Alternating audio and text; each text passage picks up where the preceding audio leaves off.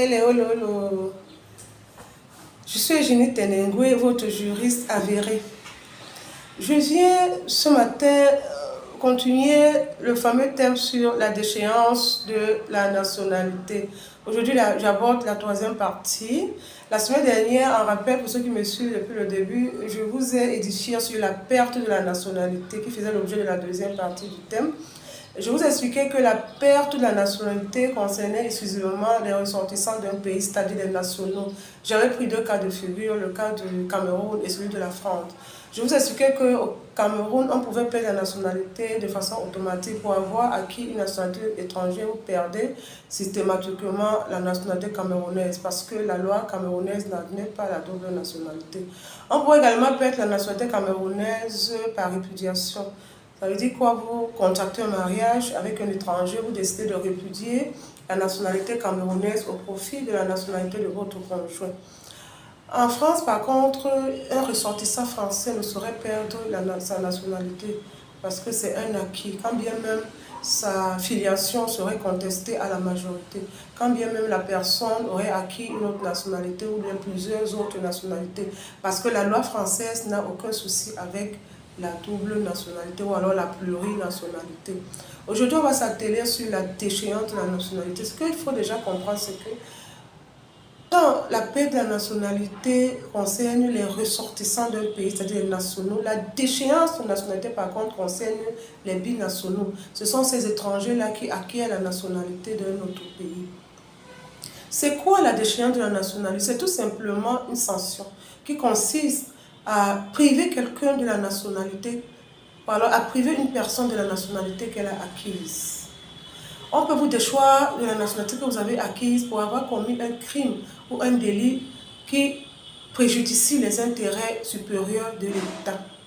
On peut vous déchoir de la nationalité pour avoir mené une insurrection ou pour avoir été partie d'un terrorisme. Les causes sont diverses, pour ne citer que quelques-unes. Ce qu'il faut également comprendre, quelles sont les personnes, l'organe habilité dans un pays à déchoir une personne de la nationalité. Je vais toujours partir de ces deux exemples qui me servent vraiment de point focal depuis le début. Je vais parler du cas du Cameroun et celui de la France. Au Cameroun, la personne habilitée à déchoir une personne de la nationalité camerounaise est la personne du président de la République. Étant donné que c'est par décret qu'on déchoit une personne de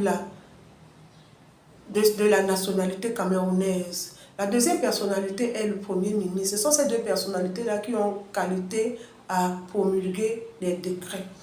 En France, c'est le ministre de l'Intérieur, après avis du Conseil d'État, qui déchoit une personne de la nationalité française. Et cette personne a des voies de recours pour se voir rétablir la nationalité française. Cette personne peut saisir le tribunal administratif au fin de se voir établir la nationalité française. Si la personne n'est pas satisfaite de la décision, ça veut dire que si elle n'est pas rétablie de la nationalité française, elle peut continuer son recours auprès de la Commission européenne des droits de l'homme.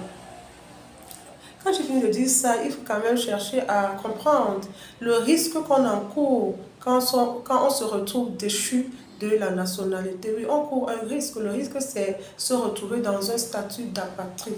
C'est quoi un apatride? Un apatride, c'est celui-là qui n'a pas de nationalité. C'est celui-là qui n'appartient à aucun État. C'est celui dont aucun État ne considère comme ressortissant. Qu'est-ce qui peut amener quelqu'un à se retrouver dans ce statut d'apatride, dans cet état d'apatride? En dehors, bien évidemment, de la déchéance de la nationalité, il y a plusieurs autres causes. Je vais prendre une cause aussi banale. Vous êtes né, mais vous n'avez pas été enregistré. Vous vous retrouvez dans un statut d'apatride parce que votre naissance n'a pas été déclarée. Il y a un autre exemple, il y a plusieurs causes. Il peut arriver que les lois d'un pays soient en contradiction avec un autre pays. Sur ce point aussi, je vous prends un exemple. Vous êtes né dans un pays, je vais dire pays A. Donc, que dans ce pays, la nationalité s'acquiert par ascendance, c'est-à-dire par le droit de sang. Mais vos parents sont ressortissants d'un pays B, où la nationalité s'acquiert par le droit de sang.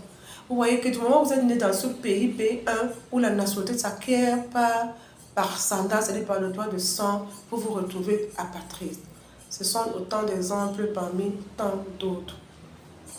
Et on se rend compte que chaque pays gère ses statuts d'apatride en fonction des normes qu'il s'est fixées. Mais ce qu'il faut également comprendre, c'est que pense la communauté internationale, ce que disposent les textes internationaux qui gouvernent le monde, auxquels beaucoup de pays ont ratifié.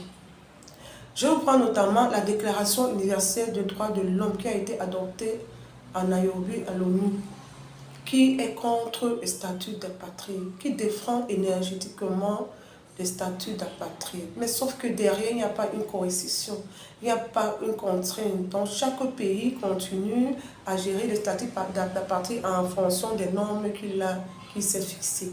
Je vous prends également le droit international, par exemple, en l'occurrence, qui est contre ces statuts d'apatride, sauf qu'il n'en a pas fait une infraction, donc il n'y a pas de risque d'infraction. C'est pour ça que chaque pays continue à gérer les statuts d'apatride. Au Cameroun, j'ai fait des recherches, j'ai fait des investigations.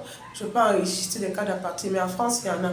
En 1998, déjà, on était à 15 apatrides, autant pour moi.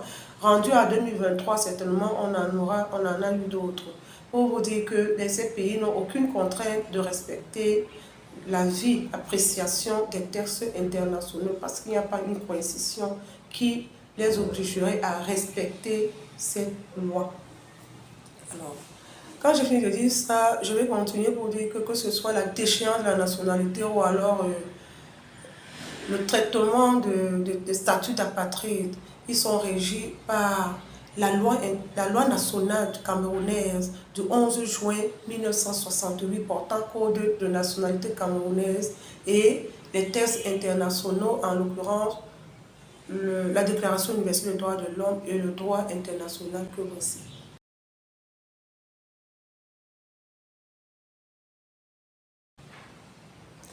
Ces textes, bien évidemment, indiquent la procédure de déchéance de la nationalité et analysent dans leur avis sur les statuts d'apatride qui sont contraires à la réalité qu'on voit, parce que ces textes sont contre les statuts d'apatride.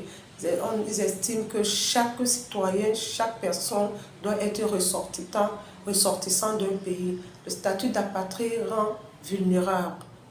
Pour revenir au cas qui a fait l'objet de polémiques sur les réseaux sociaux, un Camerounais qui se voyait perdre sa nationalité alors qu'il n'a pas acquis une nationalité camerounaise, une nationalité étrangère, autant pour moi, il n'a pas répudié la nationalité camerounaise et il se retrouve apatride. Non, il n'a pas le droit de se retrouver apatride.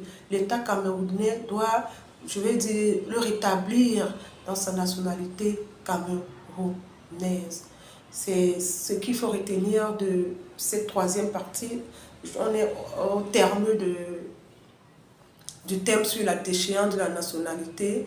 Pour ceux qui m'ont suivi, je suis partie à la première partie, je vous ai édifié sur les causes, l'acquisition de la nationalité, comment est-ce qu'on pouvait acquérir la nationalité. À la deuxième partie, je vous ai dit comment est-ce qu'on peut perdre la nationalité. À la troisième partie, j'ai insisté sur la déchéance de la nationalité et du statut d'apatride.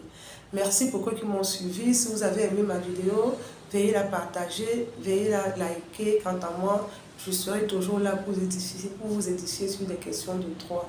J'espère vous avoir apporté la quintessence du thème. Je vous remercie de me prêter toujours votre oreille attentive. Au revoir et agréable journée dans la paix et l'amour du Seigneur.